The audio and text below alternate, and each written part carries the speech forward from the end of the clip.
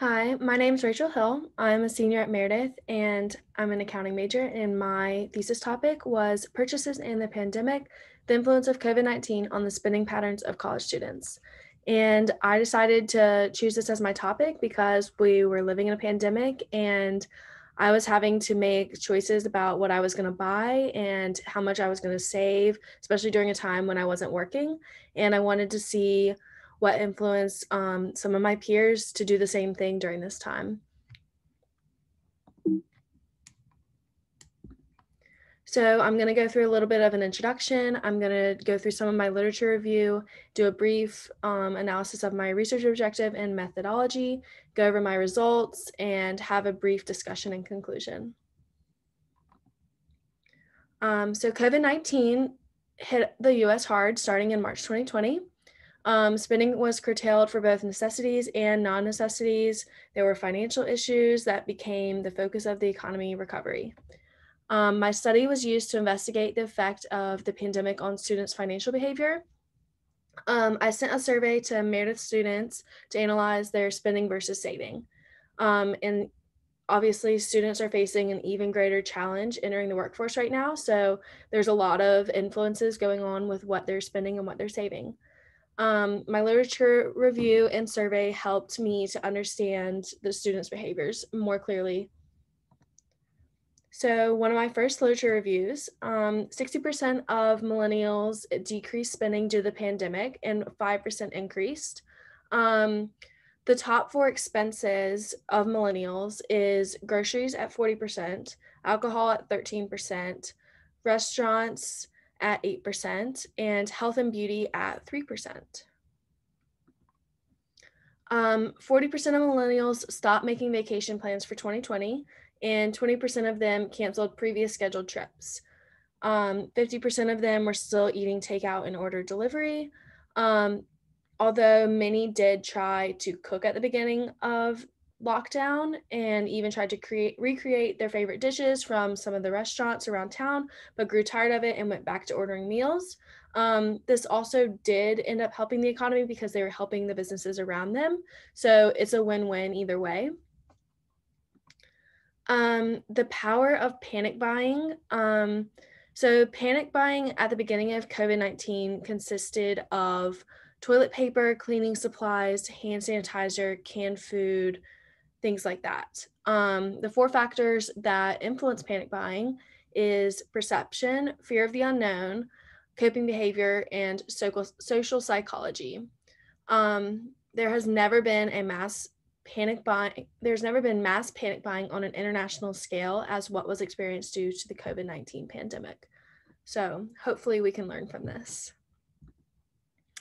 So more on the power of panic buying and herd mentality. Herd mentality is defined as an alignment of thoughts and or behaviors of individuals in a group that emerges without purposeful coordination through local interactions. And herd mentality manifests itself in three specific areas: stock prices, consumer purchase behaviors, and collective societal anxiety. So this is basically just saying individuals act in their own interests and usually behave contrary to the common good of all others. We obviously saw that through all of the panic buying and the lack of toilet paper and lack of just any goods that anybody needed throughout, especially the beginning of the pandemic.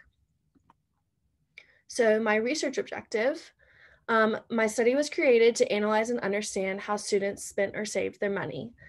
It analyzes how purchasing behaviors might have changed, and I wanted to use it to better prepare students and young adults and have better preparation for how to behave in another global pandemic or a future natural disaster.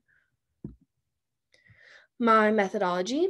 My survey was created to probe students to consider factors that influence their purchases. A secondary objective was to see how purchasing changed from the beginning of the pandemic to a few months later. And my survey was emailed to the sophomore, junior, and senior classes through their respective presidents. My quantitative questions were asked to rank financial behaviors usually on a scale of 1 to 5. And then my qualitative questions were open-ended questions about how they were affected by the pandemic and how they behaved. And they just got to say everything in their own words and express how they were feeling about everything. My results. So overall participant information, 95 students completed the survey. The freshman class was not included. I only included students that were already enrolled at Meredith in March of 2020. I did this because the freshman class would have been at home with their families and they wouldn't have either been kicked out of the dorms or living in apartments or just they were living a different lifestyle than what the current enrolled students were at the time when the pandemic started. My survey was completely anonymous and participants were not required to state their class affiliation. And the survey was sent during the period of Thanksgiving break and finals and kind of the start of winter break. So I had a low expectation of the number of participants I would have, and I was okay with that. It's just one of the things that I decided to do for my survey.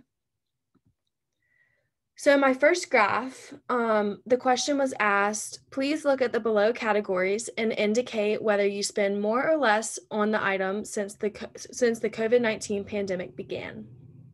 So the colors from left to right is household necessities, clothing, entertainment, restaurants, groceries, alcohol, home furnishing, and home office supplies. So as you can see, the 1 is they spent much less, 3 is about the same, and 5 is much more. And the means for these categories, so household products had a mean of 3.88, restaurants had a mean of 3.61, groceries had a mean of 3.54, alcohol had a mean of 3.02, entertainment had a mean of 2.94, home office supplies had a mean of 2.88, home furnishings had a mean of 2.67, and clothing had a mean of 2.41. So from this, we can see that most students just kind of stayed about the same, especially at the beginning of the pandemic, but we'll see how that changes throughout after a few months. So purchasing choices was another thing that I looked into in my results. My open-ended questions that I asked were, in your own words, please tell me about how the pandemic has affected your spending. And also, again, in your own words, tell us how your current spending habits will change once things return to normal. And 3 themes emerged from these open-ended questions. And they were spending money on necessities, being more cautious with spending, and an increase in spending will return after the pandemic. So from that, we can see that students were really, really concerned about their money and were definitely saving more than they had before. My second graph was all about the shifts in spending from the beginning to a few months into the pandemic. The question I asked on my survey for this graph was, thinking back to the start of COVID, please indicate how your spending has shifted throughout the pandemic. So the 3 colors, so the orange color is I spent more at the beginning of COVID than I do now. The gray is I spent less at the beginning of COVID than I do now. And the yellow is my spending throughout the pandemic has been relatively consistent. And if they answered 1, it was completely disagree with the statement. 5 was completely agree with the statement. And then there was everything in between. And for these numbers, the mean of spending more was 2.8. The mean of spending less was 3.02. And spending consistently was 2.73. So right around the middle still again, but we'll see how things have shifted a little bit more. So another thing that I looked into was how students felt about their fiscal responsibility. And again, this was on a scale of 1 to 5. And so the means are in that scale. One of the questions was, COVID has made me more financially responsible, and that had a mean of 3.88. COVID has made me save more than I once did, and that was 3.96. And COVID has made me more concerned about my financial future, and that was 4.63. So students are clearly very concerned about their finances and wanting to be able to save for the future and being concerned about their financial future. Online shopping, obviously we see this a lot more with Amazon and purchasing groceries or even just purchasing from any store and getting it shipped to us. So I wanted to see how online shopping affected students' purchases. So the question I asked was, have you spent more or less on online shopping purchases since the start of COVID? And I decided not to say specifically on groceries or specifically on clothes because I thought it would be better to just let students say, yeah, I spent more online than I normally would, or no, I spent less, and just like take it as they would and answer how they felt they actually spent online. And one was a lot less, and it got 6.12% of responses. Two was less, and it got 8.16% of responses. Three was the same, and it got 2.04% of responses. Four was more, and it got 55.1% of responses. And five was a lot more, and it got 28.57% of responses. So clearly, students did a lot more online shopping, whether it was groceries or just other necessities or just clothing or whatever they did online. They just did a lot more online shopping than in person. So as a discussion and conclusion, the information gained from the survey responses can better prepare for students for a future global pandemic or natural disaster, not only as a student, but also as a young adult.